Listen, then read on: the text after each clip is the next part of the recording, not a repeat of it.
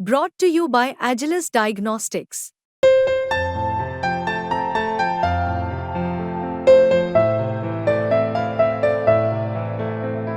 Agilus Diagnostics. नई नवेली राजस्थान में बीजेपी सरकार की उप मुख्यमंत्री दिया कुमारी ने विधानसभा में बजट पेश किया।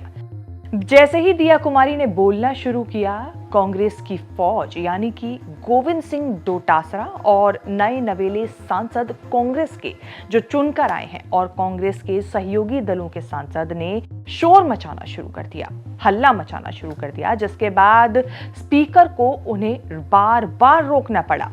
वैसे तो दिया कुमारी ने इस बजट में कई ऐलान किए हैं, लेकिन इसी ऐलान पर अब सचिन पायलट ने हमला बोला है। सचिन पायलट की माने तो ये सारे ऐलान वही हैं जो कि कांग्रेस की सरकार में थे, और साथ ही सचिन पायलट ने ये आरोप भी लगाए हैं कि पहले जो कांग्रेस की सरकार के दौरान जो स्कीम्स चल रही थी और जो योजनाएं चल रही थी उनको पूरा नहीं किया गया, उन्हें रोक दिया गया और उन्हीं के नाम पर नई स्कीम्स को ऐलान किया गया है।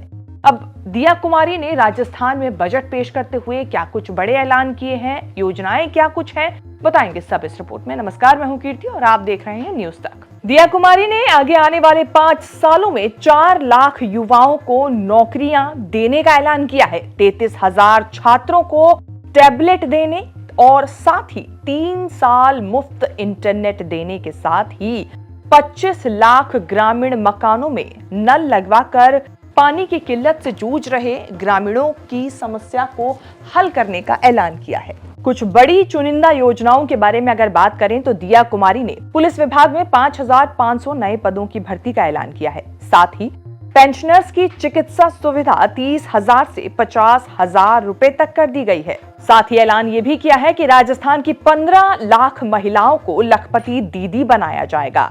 स्कूली छात्रों को मुफ्त टैबलेट मिलेगा और इसी के साथ 3 साल तक के लिए इंटरनेट भी मिलेगा। 1500 नए डॉक्टर्स और 4,000 नर्सिंग कर्मियों की भर्ती की जाएगी। विश्वविद्यालय कुलपतियों को अब कुलगुरु की उपाधि दिया कुमारी ने इस बजट के साथ ही ऐलान करने की बात कही है। पर्यटन विकास के लिए 5,000 करोड़ का ऐलान किया है। साथ ही खाटू श्याम जी मंदिर और आसपास के इलाके का नए सिरे से विकास होगा, जिसके लिए 100 करोड़ रुपए का ऐलान किया गया है।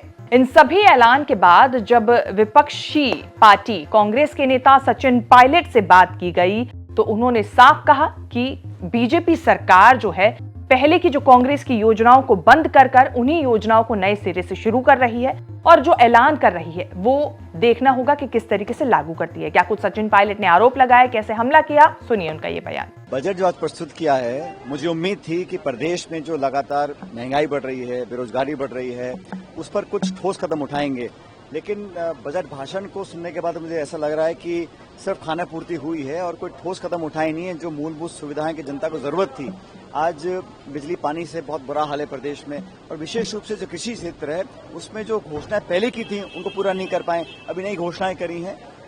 मुझे लगता है कि ये पढ़ा गया है, लेकिन इसमें जो भावना होनी चाहिए थी नौजवानों को रोजगार देने की, अभी घोषणा करी है इतने लाख नौकरियां, लेकिन पिछले 6 महीने में जो हमारी सरकार जो नौकरियां देकर गई थी उनको भी लागू नहीं कर पाए हैं। तो मुझे लगता है कि बजट से कोई बहुत ज्यादा जनता में प्रभाव नहीं पड़ने वाला है। सचिन पायलट ने जो कहा वो आपने सुना, लेकिन इस बात से इनकार नहीं किया जा सकता कि बीजेपी ने इस बार राजस्थान के बजट में सभी वर्गों को एक तरीके से साधने की कोशिश की है और लोक लुभावने वादे आगे 5 सालों के लिए जो किए हैं वो तो कहने को हर साल किए जाते हैं और हर साल नए नए बजट पेश किए जाते हैं। लेकिन अब देखने वाली बात होगी कि इस बार के बजट के ऐलान के बाद जो ऐलान और जो योजनाएं की गई हैं उसको अमल में कब तक और कैसे लाया जाता है। आपके हिसाब से क्या कुछ होगा, क्या आपकी राय है, कमेंट करके बताएं। ये वीडियो आपको कैसी लगी ये भी बताना ना भूलें। इस तरह की खबरें आगे भी देखने के लिए आप बने रहें न्यूज तक के साथ।